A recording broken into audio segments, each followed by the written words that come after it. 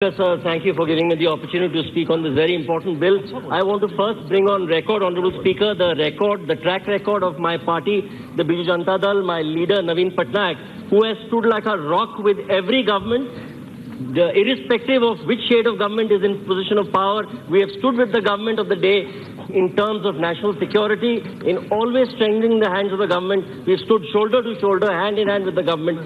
Even in this government, in the last government, we've seen how during the Pulwama incident, he unequivocally condemned it, how during Balakot, he unequivocally again praised the government and the armed forces for the strike. So therefore, there is no question of not supporting the government on issues of national security. Misgivings have been raised. Misgivings will always be raised by the opposition. Every bill will have shortcomings. These are bills which are all bills in the making.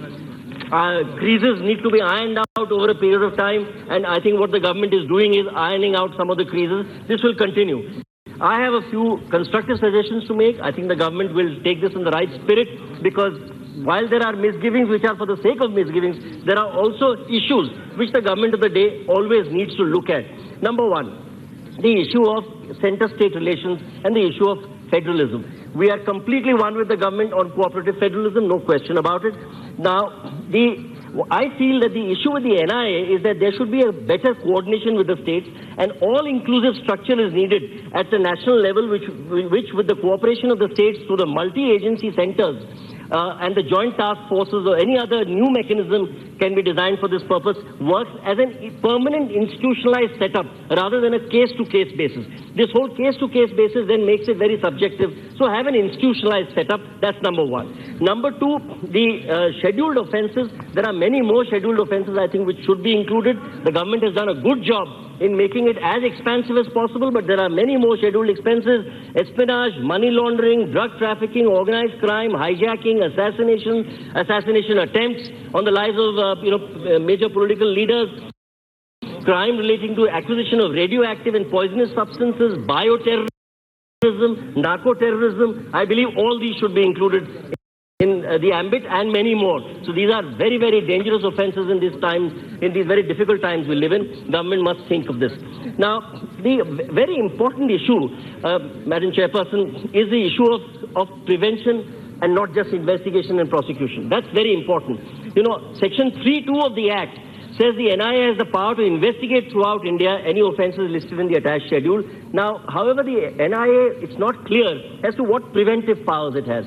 The House knows that after the 9/11, the US FBI, the Federal Bureau of Investigation, has now decided to completely encompass the preventive aspect first rather than just the prosecutorial aspect, and for that they collaborate with others on counterintelligence activities. So prevention is always best served by the acquisition of information. Information is power, so therefore we need to understand and know and equip the NIA to work better with institutions like the Intelligence Bureau, the Financial Intelligence Unit, the DRI, the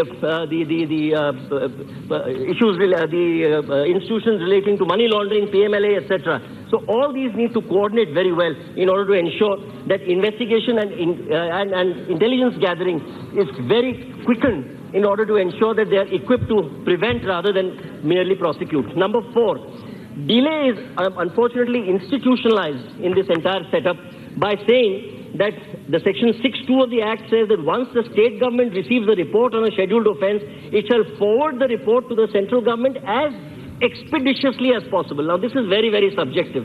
This should be made completely time-bound, according to me, so that state governments can't sit on these indefinitely. I believe that there should be a 24-hour or a 48-hour window at best, so that the central government gets cracking on it as soon as possible, rather than for the state government to first mull over whether it should send it to the central government. This should be immediate, and there should be a time-bound rather than this expeditiously as possible, according to us. Now, just two or three more issues. High rate of acquittal is something which everybody in the House, I think all shades of opinion in the House are, that you cannot have a 75% acquittal rate and feel that a law is serving its purpose. According to us, this obviously means, first, your entire judicial system needs to be strengthened very, very drastically. That, I think the Honourable Law Minister is here. He'll be the first, and he has always been the first to admit that. First, that's number one. But number two, there is no doubt the government will accept this. All shades of opinion in the House will accept this. There have been far too many frivolous bookings, as a result of which now the system gets clogged. Now you can't have people being booked for carrying Maoist literature. Okay, these are absolutely totally insensitive bookings which take place sometimes. So therefore the high degree of sensitization that is required, I think, of the police forces and the investigating forces is something that the government must seriously look into, and therefore police reforms, again, the same old lament that we've been going on and on over the last several decades.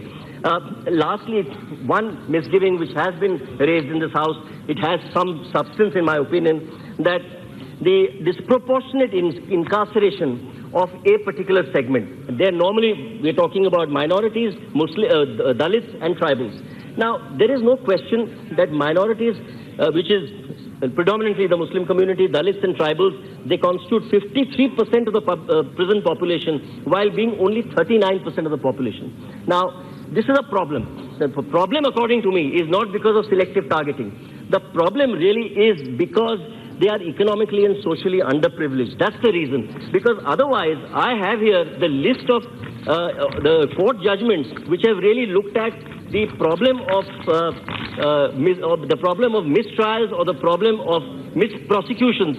There, mostly these are people of majority communities. Look at the names which come forward: Baba Saheb Chongre, Anu Bhuiya, Indra Das. These are all Srikant Prabhakaran, Arun Balan. These are all people of the majority community who have given the landmark cases on bad prosecution or mal prosecution.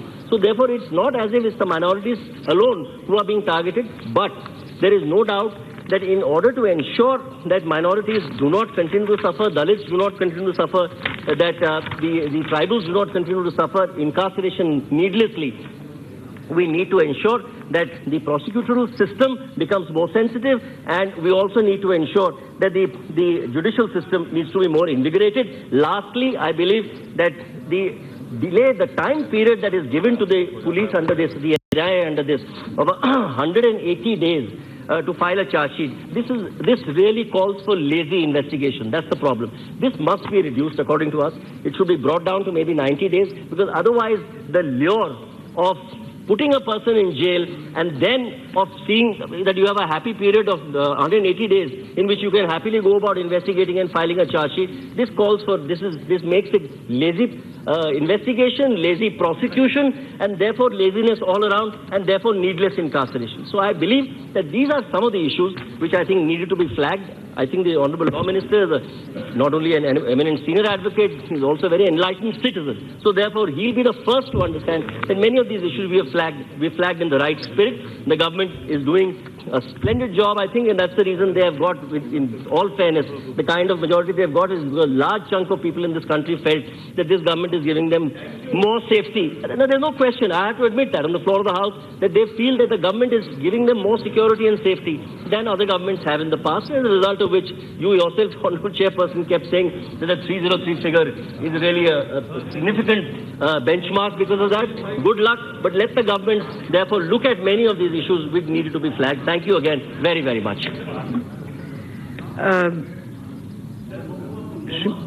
Srimati Mahua Moitra.